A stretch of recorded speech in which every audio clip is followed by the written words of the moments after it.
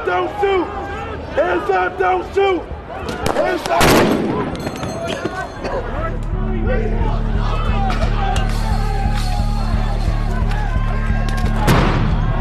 The 3rd Precinct of the Minneapolis Police Department, on fire.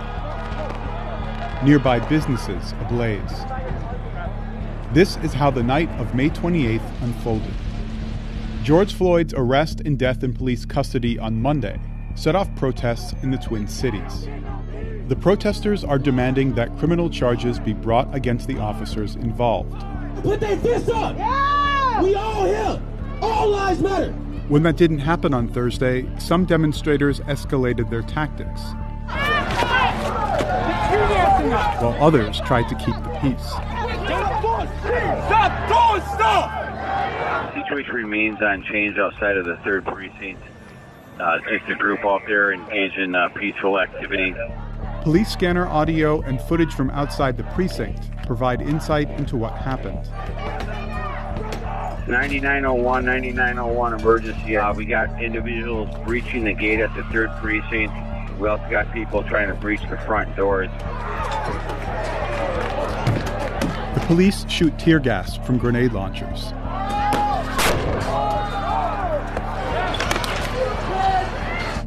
You want more of your people to die? You cowards! You want more of the people you're supposed to protect to die? You cowards! You! This back and forth with protesters continues for about an hour.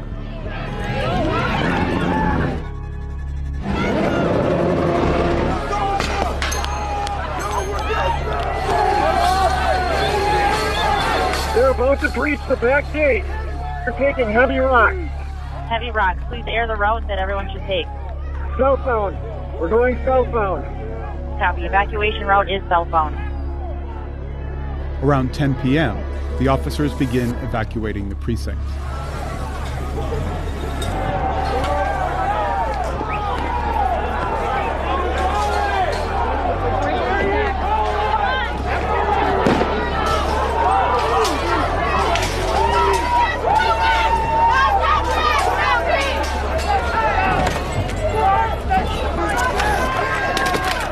Everybody get garbage! Let's fill the top station with garbage! Burn it!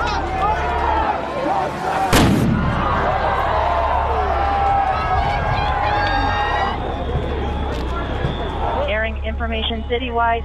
The 3rd Precinct has been compromised. 3rd Precinct is up in flames. On Friday, one former officer was charged with murder and manslaughter in connection with George Floyd's death.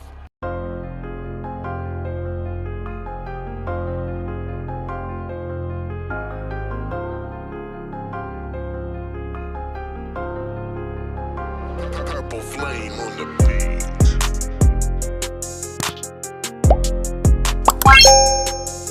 In Beverly Hills, a 1 p.m. curfew went into effect today, all part of an effort to prevent some of the looting and violence that happened in locations around Los Angeles, particularly in areas that have come to symbolize the difference between the haves and the have-nots. Jim Murray has the latest. Looting now underway in Beverly Hills. Mayhem in Beverly Hills as looters storm the luxury clothing store Alexander McQueen and make off with thousands of dollars worth of goods. In upscale Santa Monica, devastating destruction as the looters attack business after business. Hey guys, you see this? Extraordinary footage shows a woman using her body to try to stop looters, one armed with a hammer, from smashing their way into a sporting goods store. She's violently pulled away in this dramatic footage shot by Fox 11 in Los Angeles. Despite her efforts, looters make off with bicycles and backpacks. At Patagonia, they flee with surfboards. These looters make their getaway on a motorcycle. Bedlam at this van store. Looters pile out with shoe boxes. Watch this dude slip and fall. This guy grabs a shoebox, then tells a KCBS reporter why he's doing it. People need to start chaos in order to make their point across. Aerial shots show looters pouring out of Santa Monica Place Mall. One street over, I spotted people casually strolling with allegedly stolen goods. This guy proudly showed off his box to me.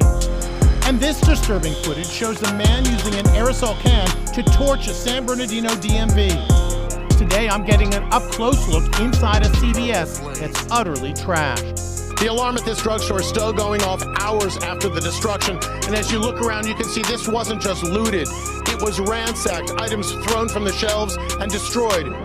Yeah, this is just really sad. Local resident Scott Carlson chokes up as he joins other volunteers who grabbed brooms and started cleaning up. And look inside this popular sushi restaurant that was set ablaze. This restaurant should be well on its way to reopening after being closed during the pandemic. Instead, this is what the owner comes to find today. Fire retardant on the ground and the entire restaurant has been torched. Hello there. A court has sentenced 2 members of the far-right Proud Boys militia to long prison terms for storming the US Capitol building in January 2021. Joseph Biggs, you can see him there, a former leader of the Proud Boys, was given 17 years, one of the longest sentences among the hundreds convicted for the Capitol attack. Prosecutors say Biggs was a key figure in the organised attempt to forcibly overturn Joe Biden's 2020 election victory. Another leader, Zachary Rell, was given 15 years. Here's our correspondent, Peter Bowes. These are some of the longest sentences imposed on anyone tried and convicted for their involvement in the January the 6th attacks. And in the case of Joe Biggs, he was seen as one of the leaders in the crowd who encouraged people to move into the Capitol building the very moment that the then Vice President Mike Pence was certifying the result of the 2020 election. And we now know that, of course, Donald Trump had spoken to that crowd earlier in the day. He had strongly discouraged Mike Pence from certifying the election and encouraged the crowd to move to the Capitol building. We know that there have been scores and scores of trials. There are more people to be sentenced, and some cases are still ongoing. But the